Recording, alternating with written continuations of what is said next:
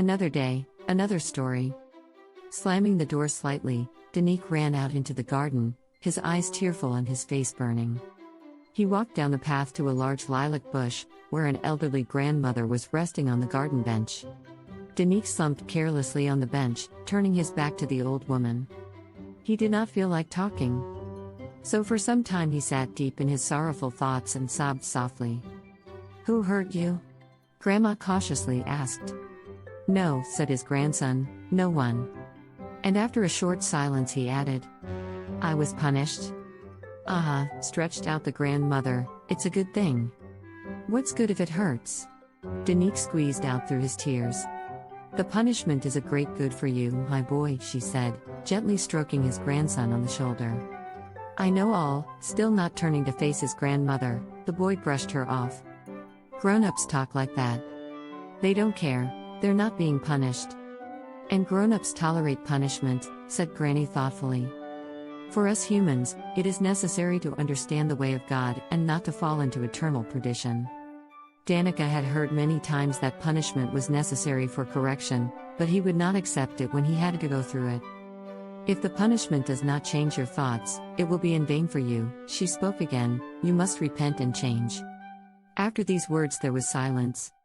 Only all around there was life, the life of all living things. A grasshopper jumped in the grass, an ant ran along a branch of a bush.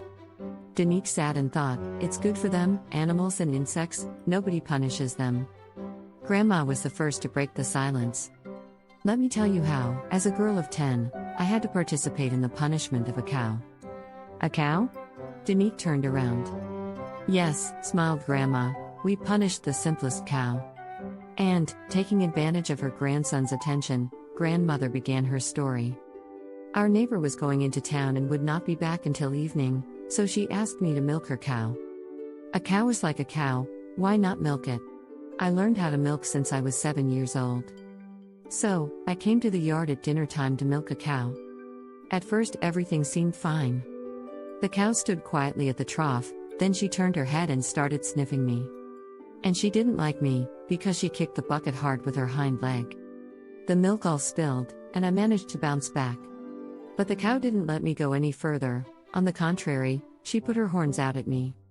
Well, in the middle of the barn was a feeder, so we ran with it in a circle, I away from her, and she followed me. And since then that cow always wanted to hit me when we met. Not only that, she started chasing all our pets.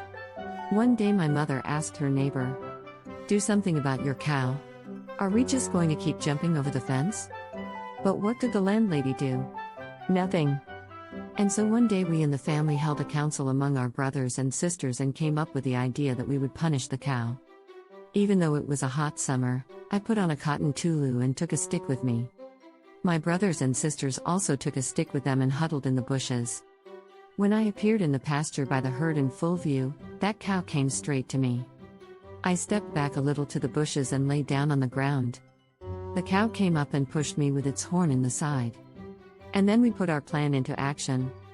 I jumped up with a stick in my hand, and my brothers and sisters came out of the bushes with sticks. And we all in a friendly manner began to treat the harmful cow with the sticks. It from us, and we after it, and all with a stick it, and with a stick. Cows, as you know, cannot run fast, so she had to learn our lesson in full. So we chased her all the way home. And surprisingly, since then she made no more attempts to hit me. Tell me that animals don't understand anything. Grandmother was silent. Apparently, the flood of memories and the stormy retelling had tired her out. She said she wanted to go lie down to rest. Danique sat and watched as, quietly waddling from foot to foot and leaning on a stick, the half-hunched figure of his grandmother moved away. The boy was alone. All around him there was still life in full swing. Somewhere a grasshopper chirped, and an industrious ant invariably followed its paved path on a branch. Yes, thought the boy, apparently cows need punishment sometimes, too.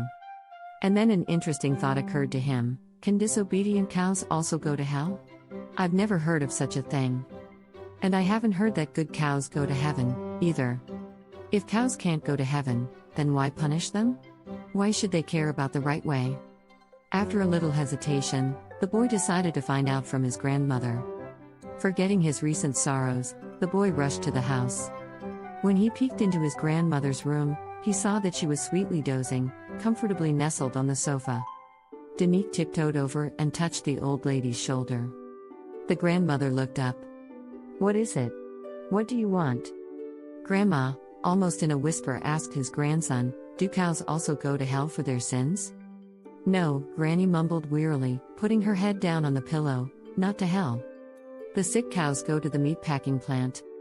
Still, that cow was lucky to get caned, Danique thought as he shut the door of his grandmother's room behind him. Better to get caned than go to the meatpacking plant. And then the boy felt himself blushing. Not long ago he had been indignant that punishment was not as necessary as the adults said. And now he himself concluded that for the cow, for example, the punishment was good for him. So he, Danique, should be punished for his own good? It turns out that it is. Okay, thought the boy, I will try not to sin, not to do bad things, then I will not be punished. And it's nicer to be good and obedient than to be rude and evil. I'm going to go and pray to Jesus, may he help me in this.